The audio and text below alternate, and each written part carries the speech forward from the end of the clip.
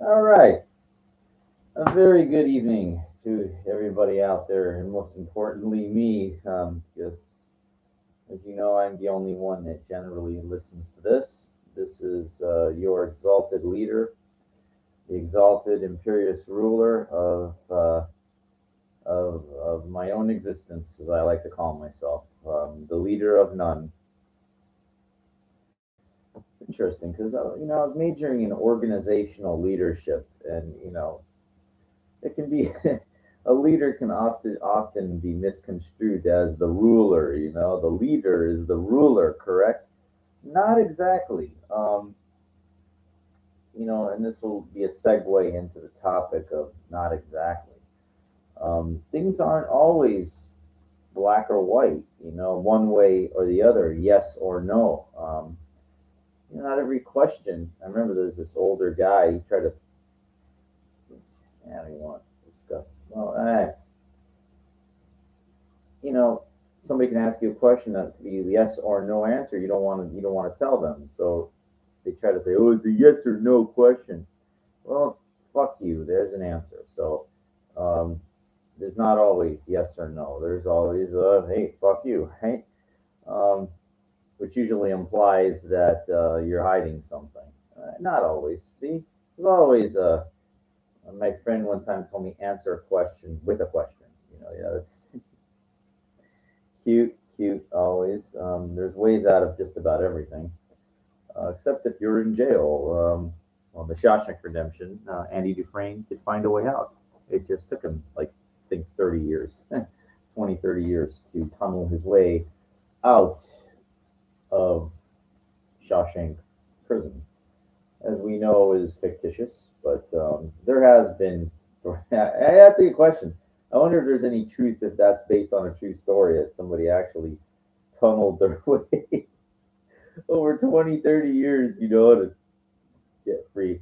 Um, what was I even see? I even forgot where I was going with this. So maybe I'll just jump into the topic. The right path, the wrong, right way, wrong way, no way, right path, wrong path, no path.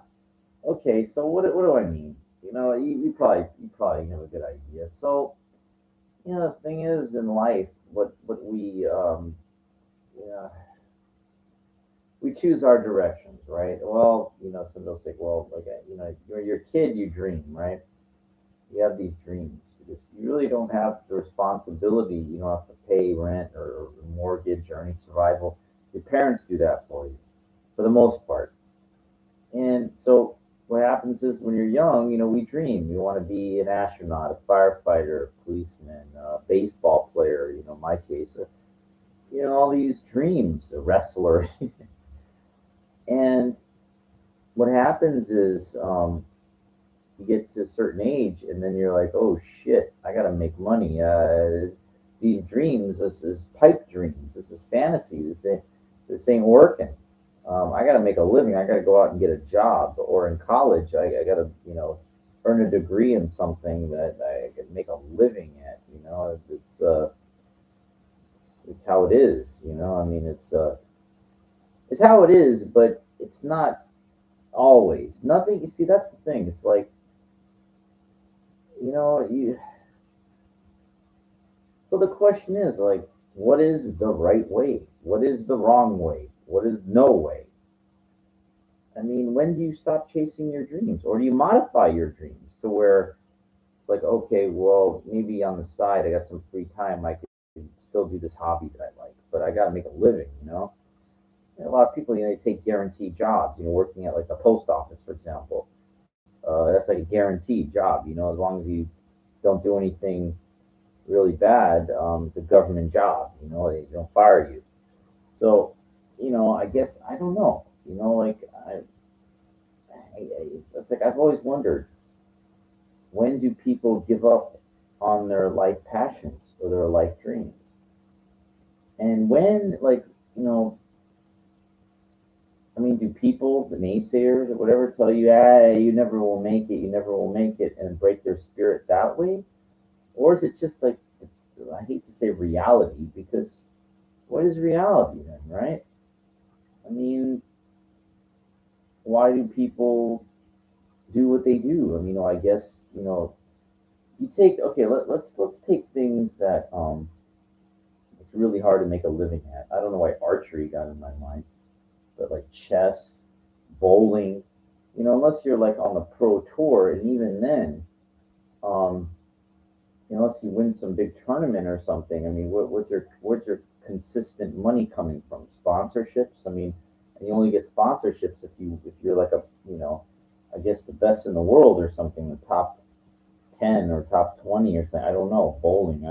I know in golf, it's like the U.S. Open or something. There's all these tournaments, and you get sponsorship. You could be like, I think in the top 150 places make money when you're in a big like Masters or something like that. I don't know. I don't know. But again, these people, they put their whole life into it, and they put it in. They started when they were really young. I guess they had incredible talent. It was cultivated. I guess anything. But if you take something like billiards, pool, for example, um, pool, not swimming pool. Swimming is another thing. I mean, again, you know, everybody knows like a Michael Phelps or whatever, the gold medalists and stuff, but anybody else, how the hell they make a living at it? I don't know. I don't know. Um, it's like, when do you give up these dreams? Um, or maybe some of these people, they get degrees in kinesiology or something, or that somehow they can stay involved, trainer or something like that. But I've just always wondered, you know, and do they regret it? People tell you don't get into something where there's no money to be made. Well, I guess if money is all you care about, if really, really, let's try to boil this down. If money is all you care about, and you don't care about whatever field or anything, the way to make money, I guess you just study business and you find whatever it is field that can pull you in that's lucrative. The key word is lucrative. I don't know, like years ago, I guess if you were in computers or in the stock market, and grind it away, to where you could make, years ago, 100,000, even years ago, I guess, or something. But I don't know. I keep hearing about these people say, did go your passion. Like Bill Gates, it was the computers and stuff, the Apple and what's his name, Steve Jobs. Yeah, they knew they were going to make money, but you see, they had a passion for the field that they were in. They say if you're like the best in what you do, yeah, rich can be arranged. But again, if you choose something that there is not much, Bobby Fischer, in chess, he said that the pie is so small. This is a guy that basically is responsible for there being money in the world championship in chess. He created it. So, and this is the guy saying that there's no money in it. Like, it's I think there's this kid, I don't know, he's to go Stanford, Daniel Nadrowski, whatever. I think he's like rated number 6 in the United States. He goes to school. He's the sixth best chess player in the United States, and he's in college. I why would you be in school if you're the sixth best player? I guess because he knows, just because you're the sixth best in the U.S., that means that in the world he might be number, like, I got to look him up. He could be number 50, 75. It's nothing. It's nothing. You got to be like top 10 in the world. Then it's a different story. Um, so, and again, you're talking about an extremely difficult endeavor, hobby, that there's the, listen, it's always the best of whoever the best is, that the top handful in anything. Um, Now, and that's not anything. I mean, I retract that. But if you're talking about these things that are just not popular, um, you're setting yourself up for a huge disappointment if you're not in tune to the way that shit works on our planet. Um, you got to understand, any of the sports like baseball, basketball, football, there are so many talented prospects. There are so many, like, high schools, right? There's so many community colleges, 4 universities. And I mean, like, if you're not a prospect for one of those things, It's like you know, what the odds. I mean, it's like being ridiculous almost. Um, and you can be as passionate and as stubborn as you want, but I hate, you know, the reality is reality. Sports or whatever, it's a business. What is a business? It's something that somebody owns that they want to make money off of. They're not there to help you. They're there to profit off of you.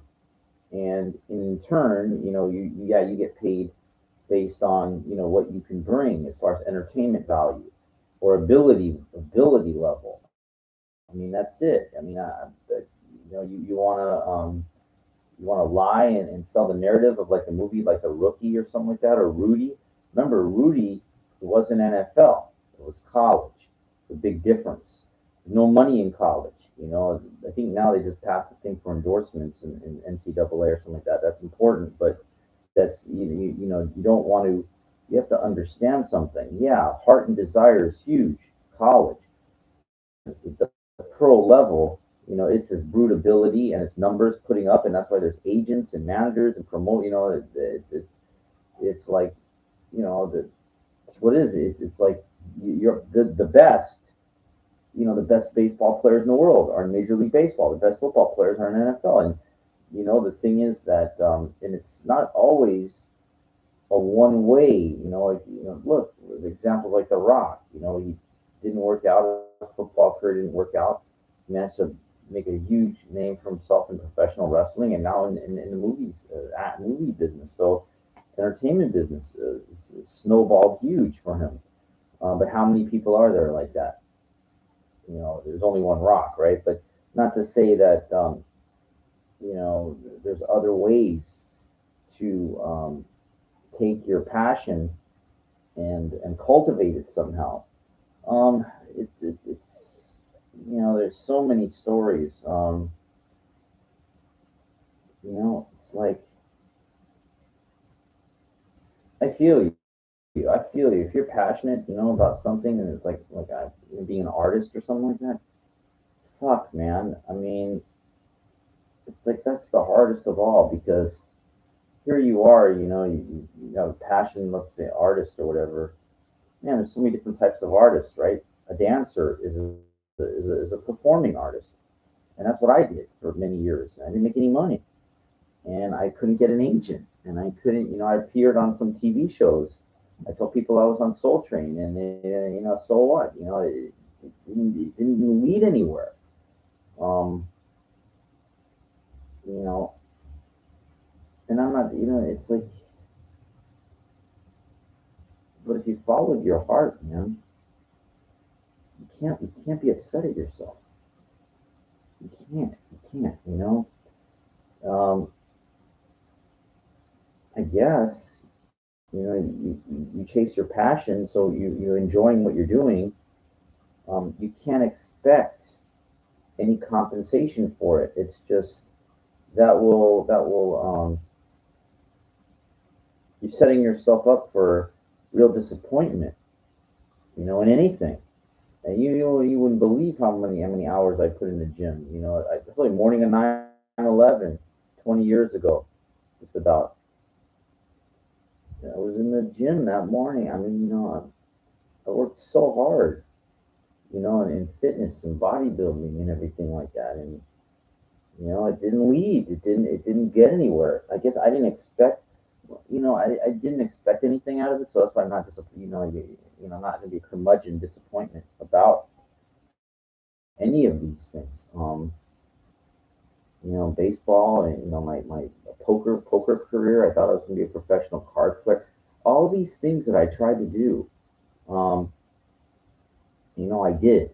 And the problem is that what you see on television are the fortunate handful. You know, literally. I mean, you know, it's like millions of people that play cards, you know, everything like that. There's like a handful of people, literally, of those millions that get sponsorship, and then, you know, they're getting paid to play, kind of thing. And you know, I didn't like it. You know, after I had to play for a lot of money, and what happened was, you know, it's very difficult when you're down to walk away. and I just couldn't do that. I had to keep playing, and what happens, man, is, you know, it just didn't work for me. I mean,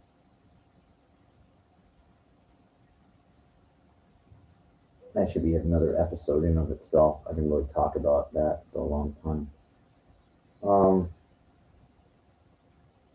so I guess, there's no, there's no right way. It's your life, hopefully.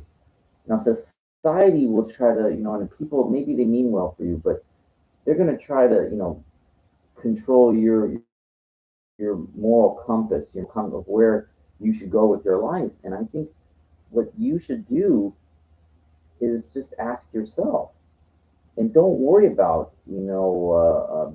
all these opinions, all these guidance, some of these people. They might mean well, but it's not their life. Like, it's yours to dream.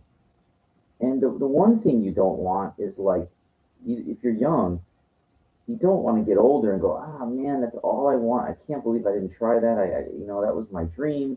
That's all I. And you don't even try it because other people told you, yeah, they shot down your thing. Now, I hate to be the bubble burster, but the reality is, if your thing is you're a singer, for example. I mean, you're talking like, just take the hovering eagle's perspective. Everything. Think outside yourself for a second. There's a lot of people that can sing. It's not a big deal. Okay. And I don't care if you think you're the next Mariah Carey, or the next Michael Jackson or something like that. Just get outside yourself for a second. It's not a big deal. Okay. It's your ego. If you think it is, then there's something wrong with your ego, because did it for karaoke and people all clapping for you, tell you you're amazing. All these people drinking. They're like, well, yeah. Their friends all cheering for you. But there's an immense difference between a group of 20, 30 people, maybe 50 people, maybe 100 cheering for you for one thing, and then selling a million albums. At the time, those albums are a million downloads or more. Okay? There's a huge, huge difference. And I chose something that was like really bad. I hate to say really bad, but it is, as far as being able to make a successful living. Okay? I chose dancing. And that's one of the worst. I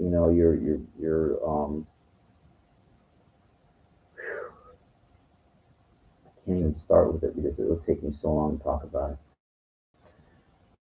You know, I'm not frustrated. It's just, I chose like bodybuilding, natural bodybuilding. Like, I really thought there was something, and it didn't matter. Like, even when I walk around, fit expos and everything, I thought people come up to me, ask me, give me sponsorship, nothing, because that's not what people pay to see. Okay. Now, you went to these natural contests, everything. That's not what people pay to see. And, so it's all not, it's not saying it's all not for naught. It's incredible, like, the feeling, the work and everything that you get off of it, and you put in the time. That's irreplaceable. That's priceless. But if you're watching like these contests, Mr. Olympia or something, and thinking, oh yeah, you're you're delusional. You just don't understand. These people, it's a lifetime commitment in something, and again, there's no guarantee. It's like that guy I told you about, that Daniel guy that plays chess. He's a phenomenal, but he's in college because he knows it's good to have something else. I hate that term, to fall back on, but it is true. You want to have like as many irons in the fire, as they say. It's kind of weird. Like you don't want to spread yourself out too thin, but you want to have a couple things, like multi-talented. That way, hey, this doesn't work. Okay, what about this? If that doesn't work, what about this? And if all that doesn't work, I got my degrees that I did. You got to set yourself up so you you know it's kind of sad. I'll tell you a sad story. There was this guy, this homeless guy. One time he showed up at this chess club that I used to go to. And I don't know what he was doing, and I was and he did talk for a little bit, so we listened to him for a minute. It's like when I see somebody disheveled like that, really, like I don't know, dirty bum. I was like, what is it? He goes, oh, I was 2,400 over 20. That's senior master when he was young. That's an immense accomplishment. I mean, that kind of talent, that kind of, I mean, they don't hand out that senior master title for anything. And I don't know he just did not become anything. He didn't do anything with his life. I don't know what his story was. And it's kind of a rare example because you don't see people that work their way up in chess that far like that wind up being a bum like that. That it's rare. And I just didn't want to sit there and listen to his story, but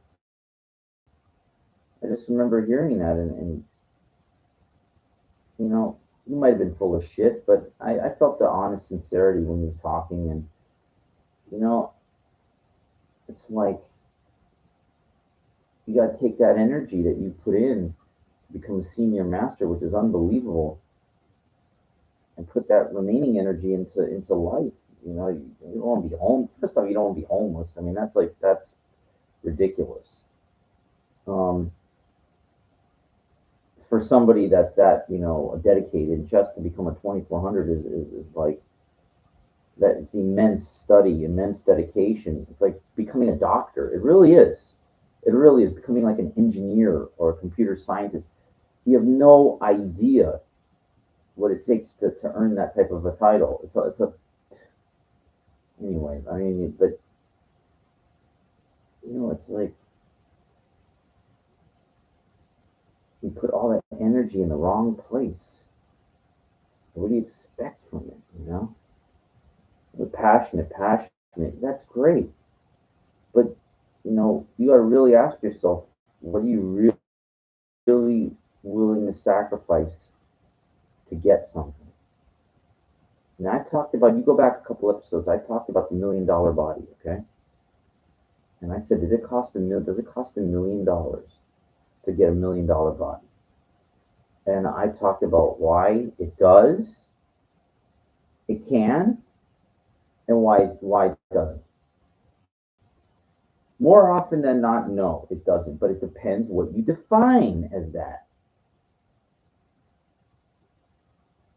Because there's women, they go and they get these big boob implants, whatever, 15,000, 20, I don't know how much they pay, 10, 20,000, 25,000.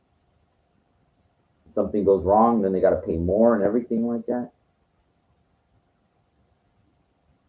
And then the guys, they're taking steroids and everything, all that shit with everything. I remember Jay Cutler, the bodybuilder, that spent 100,000 a year on food, just on food. What else? The gear that he's on. What else? This, that. So don't think when I said $1 million for $1 million body, I was really crazy. Like I'm way off.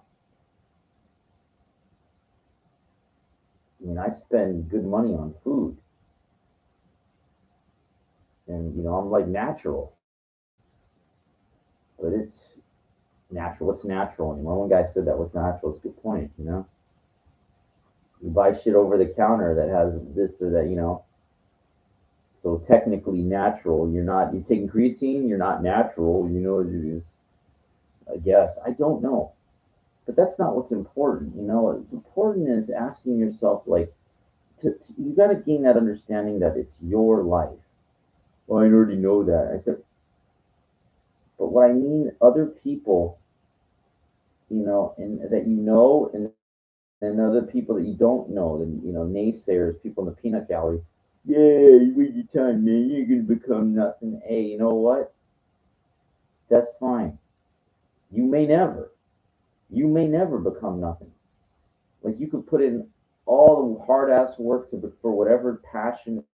I don't care if it's playing a piano or something. Or, dream is of playing a concert. I don't know I'm just throwing shit out there, and you may never get that chance. But I'll tell you, if you don't do all that work, you get zero. You get 0% chance. Zero. And if all that work you put in like that, what happens is it's not etched in stone, but the more proficient you are at whatever, the probability is skewed. It's different. It's not. It becomes like it might become like the odds of you getting to play at like a big concert hall maybe up here, but then you getting to like show what you can do is like the odds are maybe like 3 to 1, and then the odds of you getting it because you're proficient, you paid your dues, you put in the time. It depends how exceptional you are, and if there's a market for it. If there's a market for what you do, because a lot of people are really good at things that there's no market for them personally. Like it's just look at that America's Got Talent. Look how many people are on there. Look at those fucking people, what they can do, and they're on a fucking 21st century gong show. Is really what that is. Where those hosts and that idiot, what's his name? They're all making money, guaranteed, because they got contracts with NBC. They're all the guy who runs the shows, whatever. Simon Says. And these clowns, whatever they show these people, they're just happy to get on stage for nothing. I'm sure they get something, a little something if they make it, but there's a lot of people that can do a lot of things, and it's not a big deal. And I'm not trying to kill your dream, but there's a lot of magicians out there. There's a lot of musicians out there.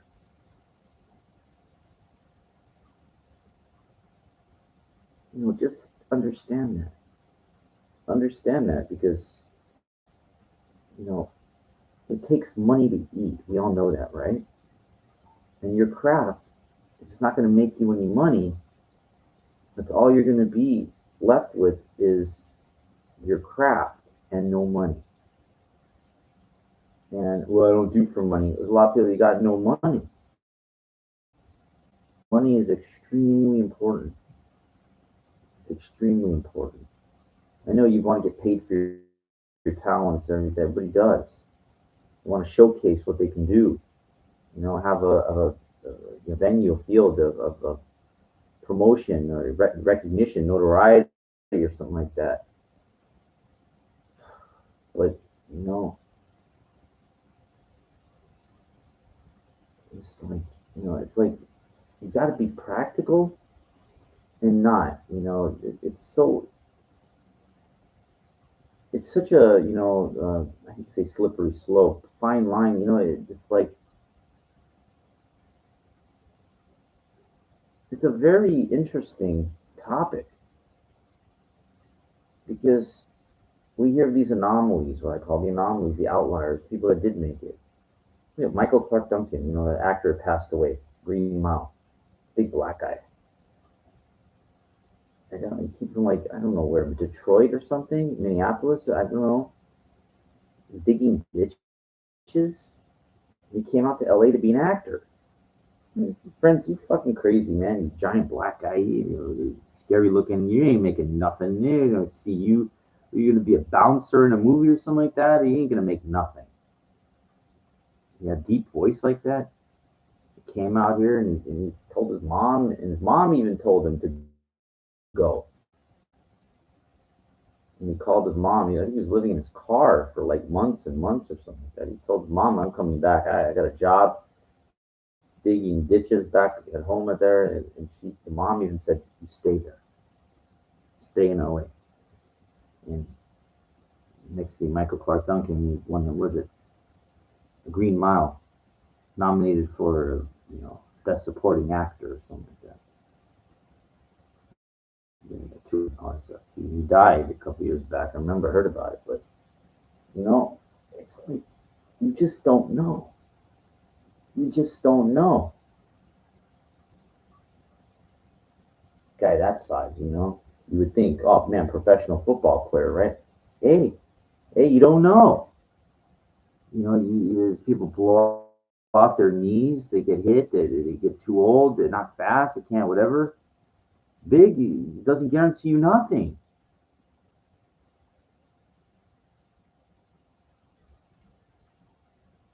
And my friend Ruben told me when he was working at this hardware store, there was this guy who played for the Seahawks for a little while, and then got hurt, whatever. He was working at a hardware store. So you just don't know.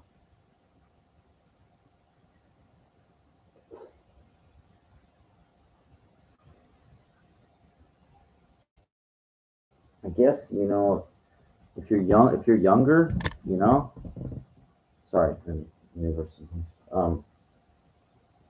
it's like they say, well, let's say you're in, look at LeBron James, forgone going to college, to go right to the NBA. You can always go back to school.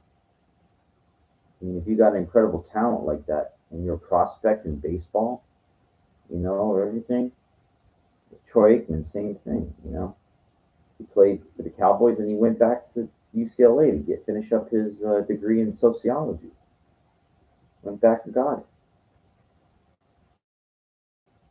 So I side with the with going with your, if you have the talent and you're drafted to play professional sport, I say go, because the school ain't going anywhere. You can always go back to school, but your day in on the field or whatever is short lived for the most part. It is. It's fast, You guys can make a sizable amount of money if you make it. You got money for the rest of your life, and believe me, you're going to need it, because you're going to get older, and money's got to come from somewhere. So basically, a prospect, you have an organization, whatever, telling you, hey, you know, you have this much potential value now, and not to take it because you're staying in school. I mean, that's like, I don't know. I disagree. But maybe you really don't care about that. That's the most amazing thing of all. People that have that incredible talent that are drafted for professional sport and they forego it to finish school first, or they just don't really care. That's like a diamond. That doesn't happen very often. It does happen, but not very often. Was it Dave Winfield was drafted in 3 sports? Baseball player. Oh, he was drafted by an NBA team as well in '74, as well as NFL. They wanted him too. He chose baseball, and he played a very successful career, 3,000 hits, Hall of Fame. Um, so I guess he chose a path that worked for him. And I played for the Yankees and the Padres. I have his rookie card in really good shape. Um, how many Dave Winfields are there out there, right? Last time I checked, there's only one. Um, but there was different people that played two dual sports. I know Deion Sanders and Bo Jackson. You know, sports aren't the only way. I mean, it's just sometimes I call it the eagle eye perspective. Try to get outside yourself and step outside and going, look, what am I trying to prove? Like, why am I interested in this? I want to be the first guy that does this. I mean, man, I could dream too. I could dream too. I could dream real big, man. But the problem is that unless you can somehow show something practical and realistic, why? Then I don't know. I think you're just blowing smoke, man. It's not what makes you special. What makes you unique? I mean, oh yeah, we're all unique, we're all special, or nobody's the same, right? But dude, I mean, think about it. You got to think about that. What makes you that different? Like, and that's the problem. I was very stubborn. Very, very stubborn. A lot of dudes can do a lot of things, man, and it's not that big of a deal.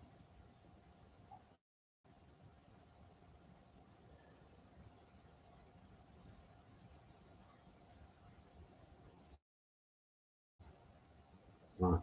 Maybe to you it is, but you can't pay you unless you got a big following on YouTube, Instagram, whatever. I don't know.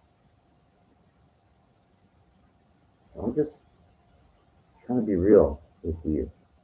Tell you that you know nothing wrong. Don't get your hopes up. I didn't say that, but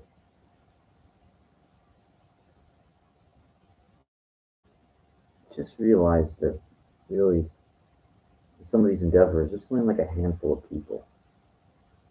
So many fucking people that can do these things. I'm not saying give up, but a lot of people tie their passions to money, and that's bad.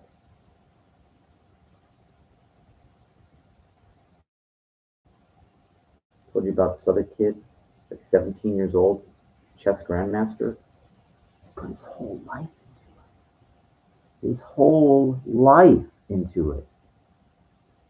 He's 17. Started when he was 5 or something, maybe 4,000 tournaments, whatever. He just won the U.S. Cadet Championship. I'm sorry, it's from military. U.S. Junior Championship. 17. His whole life.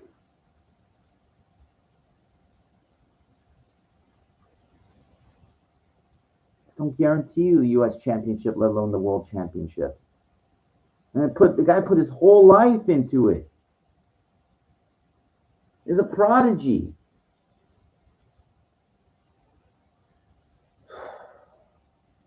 Okay, like I cannot tell you what I put in baseball. I didn't put my whole life into it because I did other things. I danced, other things. I did bodybuilding for baseball, but I also did it for bodybuilding. But I did get a professional minor league contract for one day. It took me to 31 to get it. I was done. But what I put my man, what I went through to get that, just that. Fuck. Okay.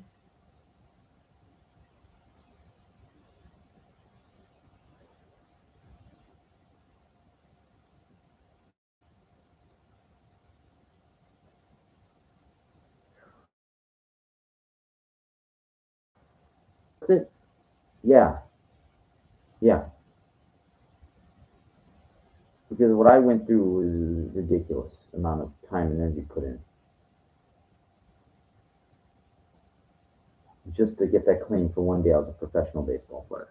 I was willing to give everything. As my friend John said, he gave all the Jedi and he gave all the Sith, everything,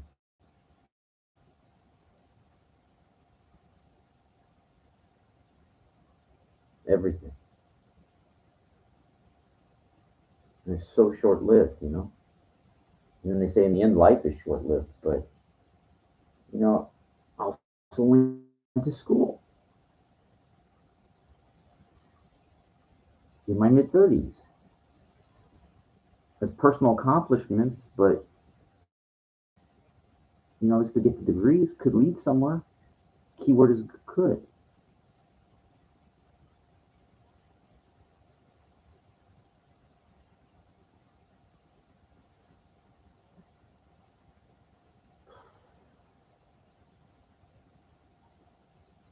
It's like that's what I call having some irons in the fire. You know,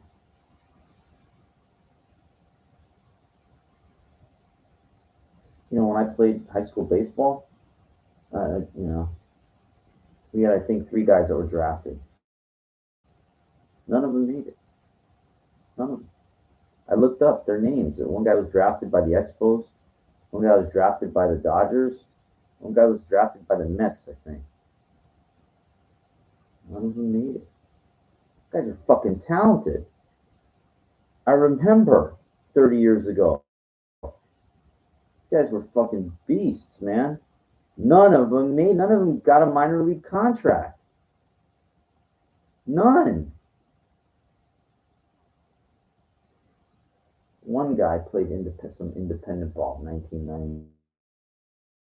Burt Bull, I remember. I looked up, that was it. And me was my 1-day signed contract. That was it. Nobody fucking made it.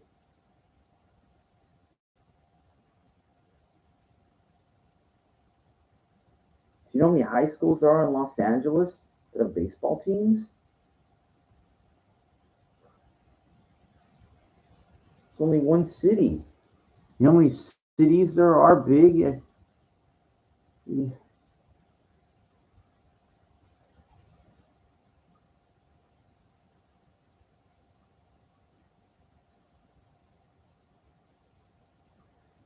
kid I was watching, some of these prospects a couple of years ago, was this Blaze Jordan guy during batting practice, whatever, high school, he could hit a batting practice, he was hitting a ball 500 feet.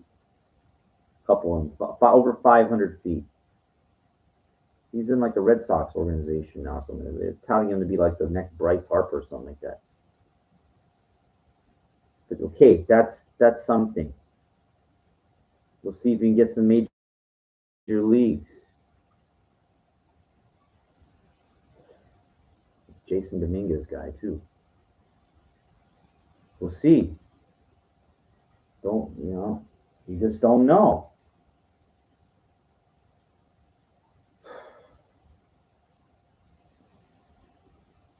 But again, these guys are young. Got the whole life ahead of them.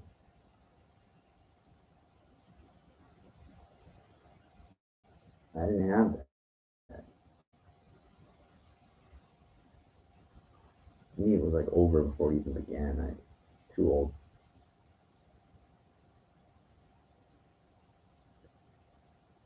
So, it's just an interesting topic. Really interesting discussion. The value of your passions. Think about it. Somebody said to you, let's say you're like a guitar player or something like that. And somebody said, yeah, you know what? It's your passion. Play this guitar for me for 20 years, 25 years. I'll give you like $1 million. And then weigh it out like, well, if you worked full time at the post office for 25 years, how much would you make, right? And then how much would you get in retirement on top of it? So you would make more working at the post office in the long run than you would if you got the $1 million for playing the guitar that you wanted to do for 25 years, 20 years or whatever. So it's like, what means more to you? Some people playing that guitar, they just don't care about money. Most people that don't care about money don't have any. Most.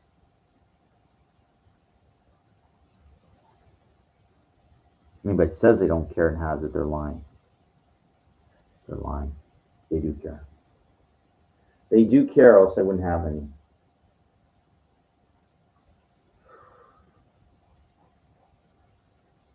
They do care one way or the other.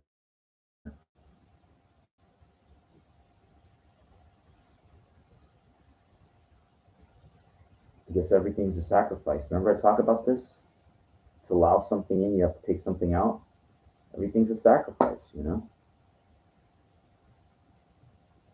I chased a lot of dreams. I just don't feel like I really made it in anything. My dream was to dance on television. I got to do that 5 times. My dream was to be featured dancing on television. I got that twice. I got that twice. Once would have been good enough. I got it twice. I didn't win the show. That would have been unbelievable. But anyway,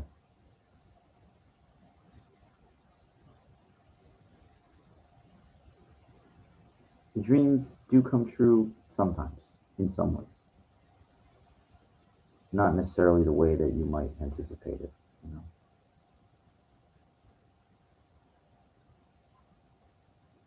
And then you might want to be a famous singer, right?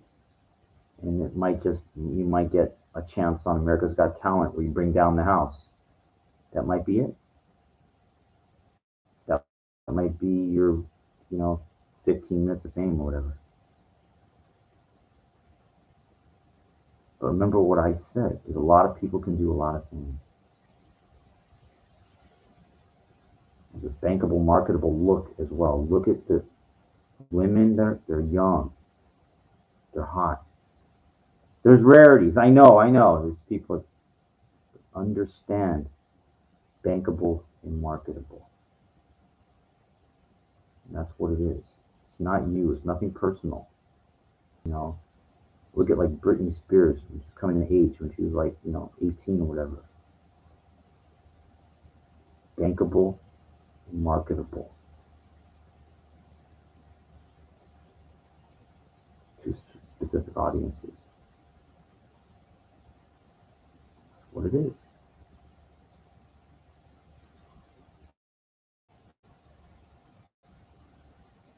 Anyway, I hope this helped enlighten some of you, and if anything, gets you to think. Take that eagle's eye perspective.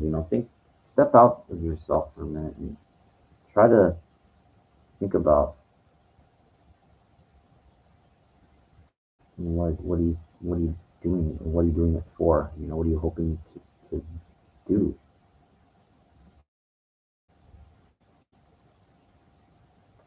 Anyway, that's all I have to say right now. Till next time, my friends. Warrior Junior is signing up and